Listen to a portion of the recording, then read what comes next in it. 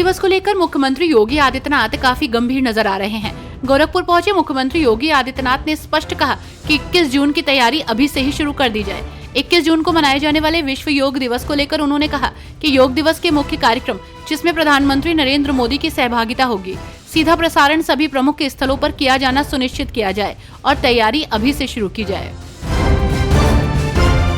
उत्तर प्रदेश की राजधानी लखनऊ के आलमबाग थाना क्षेत्र में बीते 5 जून को 3 साल की मासूम दिव्यांग बच्ची के साथ रेप की घटना हुई थी। इस घटना को अंजाम देने वाले आरोपी दीपक वर्मा को पुलिस ने 24 घंटे के भीतर ढूंढ निकाला। गुरुवार देर रात कैंट आलमबाग बॉर्डर के पास देवीखेड़ा रोड पर पुलिस और आरोपी के बीच मुठभेड़ हुई, जिसमें दीपक वर्मा को गोली लगी, जिसके बाद उसे अस्पताल लाया गया, जहां डॉक्टरों ने उसे मृत घोषित कर दिया। कैश कांड में फंसे जस्टिस यशवंत वर्मा के खिलाफ संसद के मॉनसून सत्र में महाभियोग लाए जाने की तैयारी है, ये दावा सूत्रों ने किया है। जस्टिस यशवंत वर्मा कैश कांड में उस वक्त फंसे जब वो दिल्ली उच्च न्यायालय में न्यायाधीश थे और उनके घर आग लगी थी। आग बुझाने पहुंचे दमकल कर्मियों के समूह को एक कमरे से काफी तादाद में रुपए मिले। ये घटना 14 मार्च को हुई थी। इलाहाबाद हाईकोर्ट के जस्टिस यशवंत वर्मा के खिलाफ अगर महाभियोग की कार्रवाई हुई तो 1948 में स्थापित इलाहाबाद हाईकोर्ट के इतिहास में ऐसा पहली बार होगा। बकरा ईद पर पशुओं की कुर्बानी का विरोध करने वालों को संघ नेता और मुस्लिम राष्ट्रीय मंच के राष्ट्रीय संयोजक मजाहिद खान रुहेला ने आड़े हाथों लिया। उन्होंने कहा कि जो लोग पशु क्रूरता के नाम पर ईद पर होने वाली पशुओं की कुर्बानी का विरोध कर रहे हैं, ये उनका निजी बयान हो सकता है। संघ या सरकार इसके विरोध में नहीं है। कुर्बानी जैसे होती रही है वैसे ही होगी। उत्तर प्रदेश के डिप्टी सीएम ब्रजेश पाठक बुधवार को विश्व प्रसिद्ध बांके बिहारी मंदिर पहुंचे थे, जहां पर उन्होंने दर्शन और पूजन किया था। इस दौरान उनके साथ उनकी पत्नी नम्रता पाठक भी मौजूद रहीं। डिप्टी सीएम ने प्रेमानंद जी महाराज का आशीर्वाद लिया।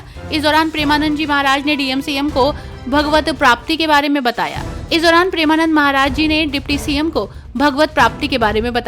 प्रेमानंद महाराज ने डिप्टी सीएम को भगवत प्राप्ति कैसे होती है, इसकी जानकारी भी दी। बकरीद से पहले उत्तर प्रदेश के मंत्री ने एक ऐसा बयान दिया जिससे सियासी पारा चढ़ गया। कुशीनगर के यूपी के मंत्री राजेश्वर सिंह ने बयान देते हुए मुसलमानों को धमकी दे डाली। उन्होंने प्रतिबंधित पशुओं की कटाई को लेकर कहा कि अगर मुसलमान प्रतिबंधित पशुओं की कुर्बानी करेंगे तो फिर ये भी कटेंगे।